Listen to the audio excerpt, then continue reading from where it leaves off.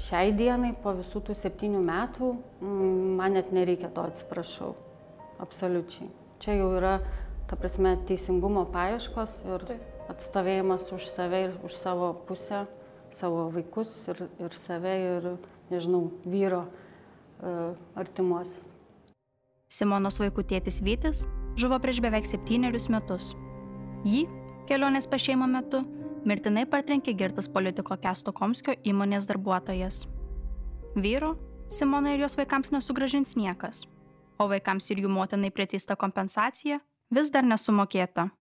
Teisėsaugos vertinimu dėl nusikalstamų Kęsto Komskio sūnaus veiksmų. Simona teisingumo ieško jau 7 metus ir vis dar jo nerado, nes Komskių šeima randa vis naujų būdų išvengti Simonai ir jos vaikams priteistų kompensacijų mokėjimų. Tai nėra eilinis sienos tyrimas. Tai istorija apie moterį, kurios per 7 metus trunkančią kovą nesugebėjo palaužti niekas. Eisiu iki galo, kiek tik tai galėsiu ir toli gražu, kad pavargčiau ar kažkaip tai, nežinau, galėtų įsprausti kampą. 2017 m. Liepą girtas įmonės Agrolira darbuotojas, vairuodamas įmonės automobilį, sukėlė avariją, kurioje žuvo motociklų pas šeimą važiavęs jaunas 2 vaikų tėvas Vytis Šulinskas. Priešais važiavo motociklininkas ir tas kitas Passatas tą motociklininką numušė ir jisai nuo įvykio vietos skriejo labai toli ir perskriejo per visą mašiną. Jo, jisai perskriejo, o visi vairuotojai, tie žmonės buvo girti, o vairuotojas padėjo. Mano vaikas stovint prie lango ir sako, mama, kur mano tėtis? Sako, kur mano tėtukas? Ir aš turėjau paaiškinti, kad kažkas jo tėtį partrenkė mirtinai. Žodžiu, čia yra mano šitas sūnaus sakinys yra pats žiauriausias. Tikrai. Va šito tai niekada neatleisiu už tokius dalykus. Simono šeimos tragedija virto kur kas didesnė istorija, kurią dabar ir papasakos tie, kurie joje dalyvavo. Sienų žurnalistai ir pati Simona.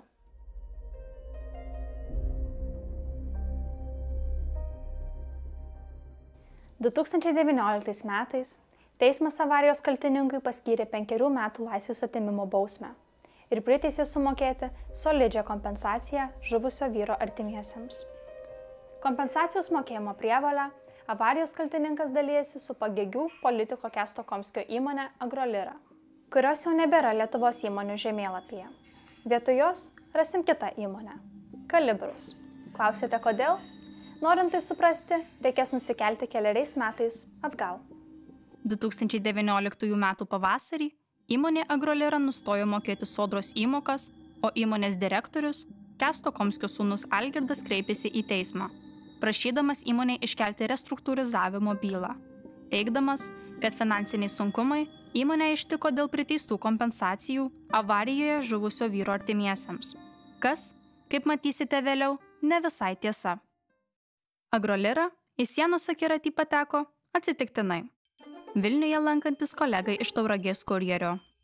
Tiesiog su Renaldu čia pas mus ofise sėdėjom, geriam kavą ir iš kalbos išėjo, kadangi Renaldas yra iš tų kraštų, sako, žin, kaip Kęstas gyvena. Koks Kęstas? Komskis. Ir viskas atrodo iki skausmo pažįstama, kol staiga žiūriu pala. Agrolira, aš tą įmonę žinau. Bet visų pirma, tai kaip čia yra, kad jinai šviežiai bankrutuoja visiškai, nes gal porą mėnesių atgal buvo iškelta bankroto byla. Kitas dalykas, kas čia per nauji registruoti duomenys. Tada įsijungia jau visi refleksai, žiūrim toliau ir opa. Pasirodo, sinchroniškai su bankrotu vyksta akcininkų keitimas. Ir tai jau yra, atleiskite už nelietuvybę, red flagas. Jeigu bankrutuojanti įmonė būtent bankroto eigoje iš esmės keičia nuosavybę, tai jau rodo, kad vyksta kažkas įtartino. Kaip netrukus paaiškėjo, naujieji Komskio verslo partneriai tai buvo paprasti darbininkai iš pagėgių, neturintys žalio supratimo apie turimas akcijas. Nuvažiavom į Tauragę jau su šiokiais tokiais atliktais namų darbais. Mes pažiūrėjom, kas yra tie nauji Agroliros akcininkai. Tai buvo 3 iš esmės niekam nežinomi žmonės. Buvę Agrolyros darbuotojai, tai traktoristas ir darbininkas, kur ten griovius kas ir panašiai. Na tai yra dar vienas red flagas. Nes jeigu tu perrašai bankrotą savo darbininkams, kurie nei verslininkai, nei kas, tai jau dvigubai įtartina. Faini žmonės, bet be jokios vadovavimo patirties, tai buvo aiškiai matyti, kad jie buvo paskirti nevadovautą įmonėje, o tiesiog būtų atsakingi ir tie, ant kurių būtų galima suversti visas bačkas. Mes važiuodami projektavom, kad tie žmonės bus kažką už tai gavę, ten nežinau, ar kokią tenai priedą prie algos, ar kažką tai iš turto, ar kokį pažadą bent jau, kad jie sąmoningai ant savęs tą bankrotą pasiimtų. Bet jie neturėjo žalio supratimo. Vienas aiškino, kad taigi aš čia pas Komskius traktoristas buvau, tai koks aš akcininkas. Niekada niekas nesiūlė jokių akcijų, nieko pasirašyti. Jokių tokių nesąmonių. Bet aš šitoj firmų nieko neturėjau. Aš paprasčiausias traktoristas dirbau visą. Tai reiškia, kad be jų žinios buvo jiems parašytos akcijos ir jie iš mūsų porą mėnesių po fakto apie tai sužinojo. Šios versijos naujai iškepti akcininkai laikėsi neilgai. Mat po sienos žurnalistų skambučio Kęstui Komskiui jie prisiminė, neva tikrai pirko įmonės akcijas. Kitą dieną, ar gal po 2 dienų, rašo Morta iš Tauragės kurjerio, kad štai atbėgo tas vargšas žmogus, kuris apgailėtinom sąlygom gyvena. Ir sako, oi, žinokit, prisiminiau, tikrai pirkau. Jo, čia buvau pamiršęs, čia taip. Nu tai čia mano įmonė, čia aš pasirašiau, čia aš turiu akcijų. O jis atbėgo po to, kai mes paskambinom Kęstui Komskiui. Kaip ten buvo su tais įmonės Agrolyra akcininkais pasikeitusiais prieš pat bankroto bylą, su tais paprastais darbininkais? Aš tai iš vis aš to Jūs nežinot, kokiais sumetimais buvo jie būtent pasirinkti tapti akcininkais? Aš nežinau, žinokit, šitą dalintą buvo ir teismas ir visą kitą, bet aš visiškai neprikau šitą dalyką. Prasidėjusi kaip linksma istorija apie skęstančios įmonės akcininkais tapusius traktoristus, Komskių epopėja pasuko netikėtą linkme, kai po pirmojo sienos straipsnio į Facebooką atėjo žinutė moters, kurios vyrą pražudė girtas bankrutuojančios įmonės darbuotojas. Simona mums parašė iškart, kai mes paleidom pirmą tyrimą. Žiūriu, prašo man kažkokia Simona. Apie Komskio bankrotinamą verslą Agrolyrą. Ir jisai ten mums dar važiuojant iš Tauragės atskambino, nes neatsiliepė, kai jam skambinom. Ir ten viena iš komentaro dedamųjų buvo tokia, kad tai taip mes čia bankrutuojam, nes čia kompensacijas mokam našlaičiam. Labą dieną, perskaičiau jūsų medžiagą. Ir čia yra truputėlį rimčiau negu atrodo. Nei velnio jie nemoka tų kompensacijų, pradėkim nuo to.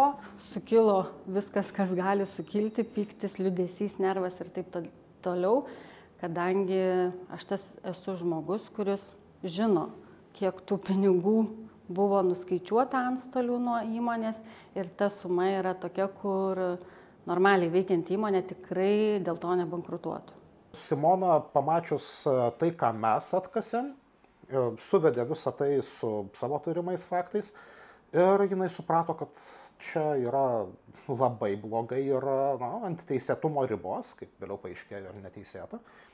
Ir Simona nusprendė kovoti toliau. Jinai nusprendė nepasiduoti, jinai inicijavo ikiteisminį tyrimą dėl Kęsto Komskio ir jo sūnaus veiksmų. Ir dėl visos Agrolyros istorijos. Ir kada visa tai pasibaigė 23 metais, birželio mėnesį buvo gauta Klaipėdos apygardos teismo nutartis ir man palikta ir mano vaikams likusi dalis sumokėti. Atrodė, šią teismo nutartimi po 6 metų teisybės paieškų Simona triumfuoja.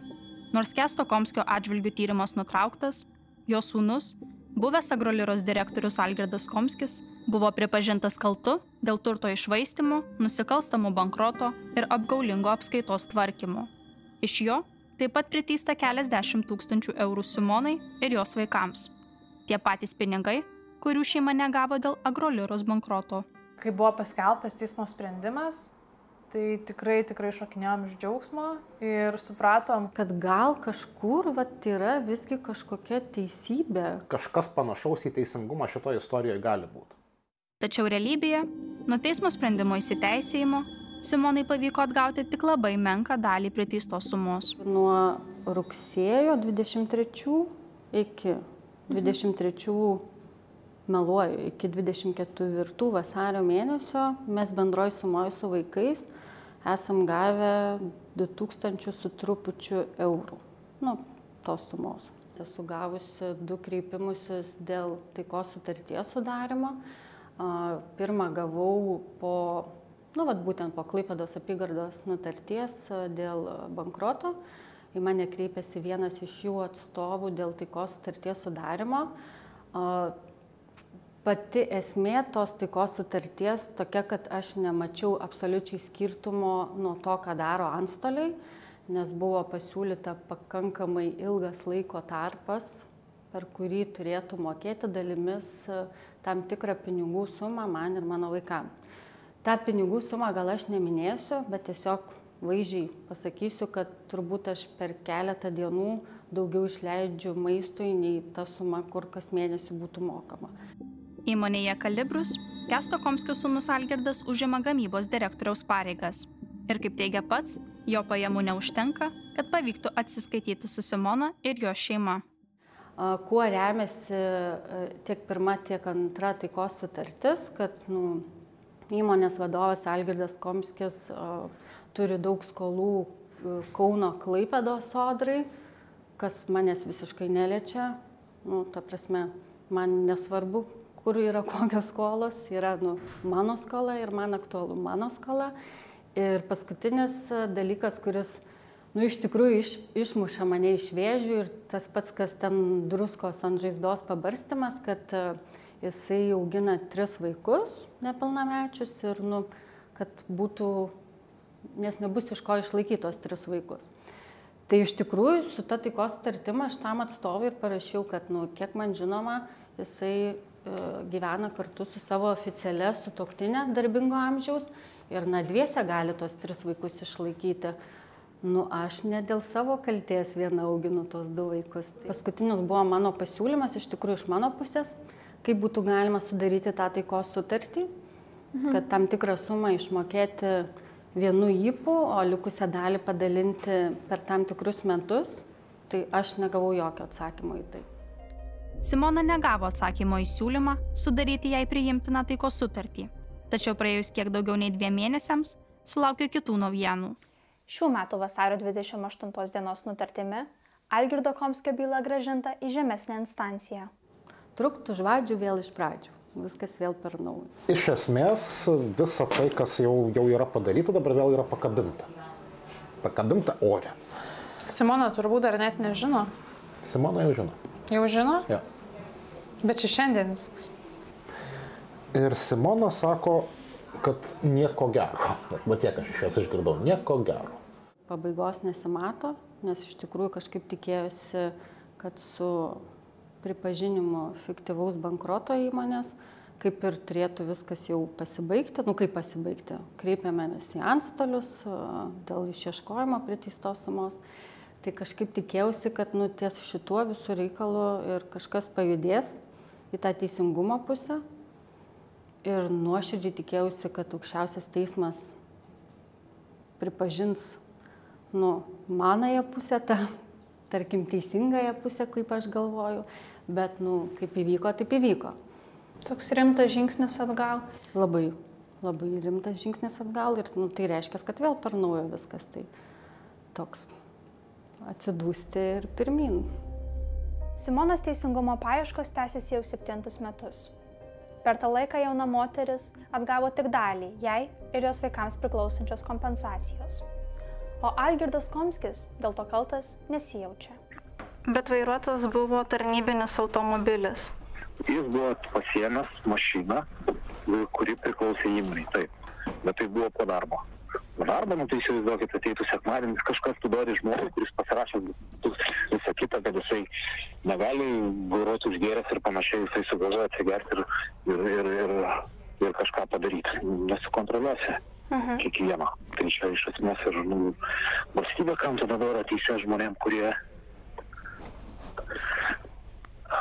sugalvoja sėsti prie vairo. Tai savo kaltės nematote? O savo kaltės tiesioginės tikrai aš negaliu sužiūrėti kiekvieno žmogaus, ką jie veikia po darbo. Dabar Algirdas Komskis tvirtina turintis finansinių sunkumų, todėl negali atsiskaityti su Simona ir jos artimaisiais. Tačiau, kaip rodo UAB Kalibrus finansiniai duomenys, turto jis turi. Bet žiūrėkit, skaitau nutartis ir matau, kad nekartą teikite, kad neturit pinigų sumokėti tų kompensacijų, bet 21 metais į įmonę Kalibrus įnešėt 30 000 eurų. Tai netrodo šiek tiek keista. O 21 metais kalbam. Tai aš suprantu, kad tuo metu tikrai nebuvo teismo nutartis įsigaliojo. Prieš 4 metus Simonos sienos žurnalistams suteikta informacija padėjo suklijuoti visą paveikslą. Pamenate akcininkais tapusius darbininkus iš Pagėgių? Jie, turbūt patys to nežinodami, leido gimti Feniksui. Tai Feniksas yra tam tikra sukčiavimo schema, kai nesąžiningi mokesčių mokėtojai įmonėje sukaupia tam tikrus įsiskolinimus. Tai yra tiek valstybės biudžetui, tiek finansų įstaigom, tiek verslo partneriams, įkuria naują įmonę ir įmonė sėkmingą veiklą perkelia toliau vykdyti į naujai įkurtą įmonę. Tuo tarpu visos skolos yra paliekamos įmoniai ir jinai yra parduodama už nedidelę sumą, dažniausiai užsienio piliečiams arba asocialiem asmenim ir mokesčiai tose įmonėse dažniausiai būna nesumokami. Teismai pripažino, kad žlugusi Agrolira savo veiklą perkelė į kitą Komskių šeimos įmonę Kalibrus.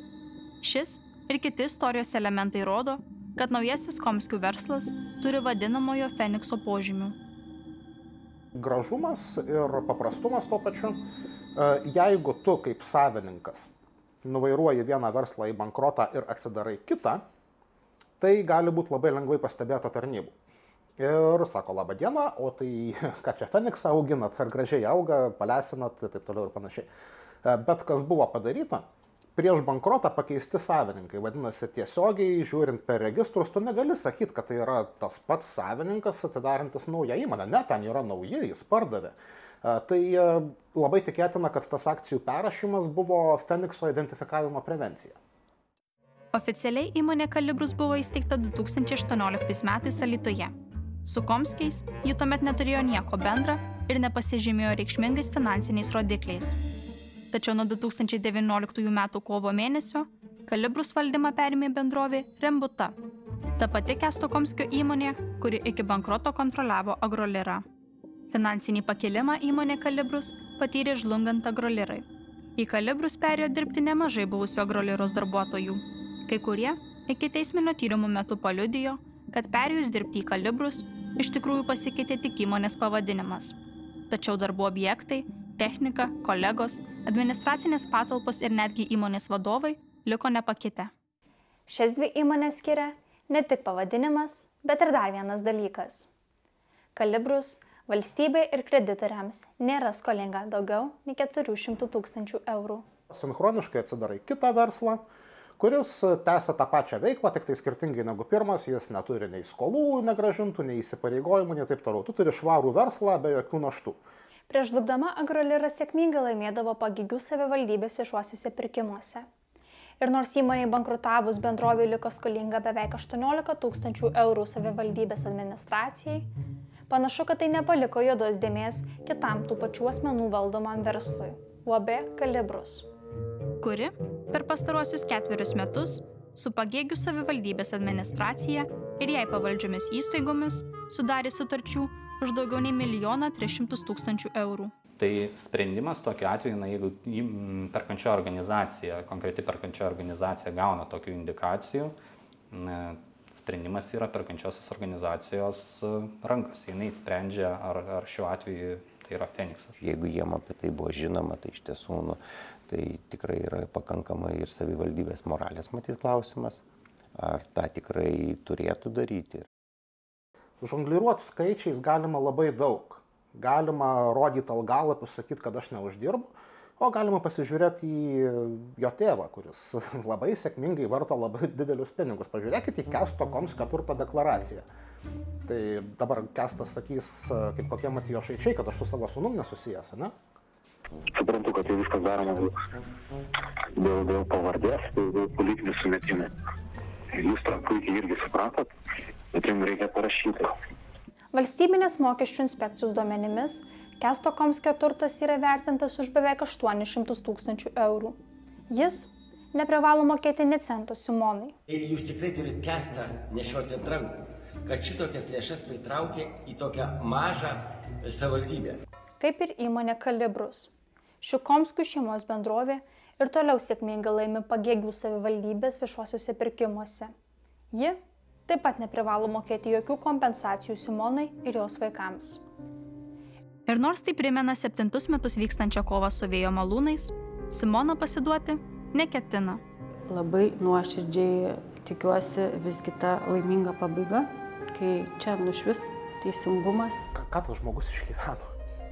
Ką jis turėjo pereiti ir vis dar pereidinė dėl to, kad jo artimas, mylimas žmogus mirė, o kažkas vengia bent jau teisėtai priklausančius pinigus tavo atiduoti. Man yra absoliučiai pavyzdys žmogaus, kurio niekas negali sulaužyti. Tai aš neįsivaizduoju, kiek stiprybės reikia, kad visą tai išgyvent. Tai aš tikiuosi, Komskis irgi tai supras, susidės savo nesąmonės į lagaminą ir sumokės tą kompensaciją ir paliks tą moterį ramybėj, nes kiek galima. Šiaip, teismas sprendimus gerbia, tai yra gerbiu, tai jeigu teismas pripažins, tai besąlygiškai teks sumokėti, tai gyvenimas tuo nesibaigia.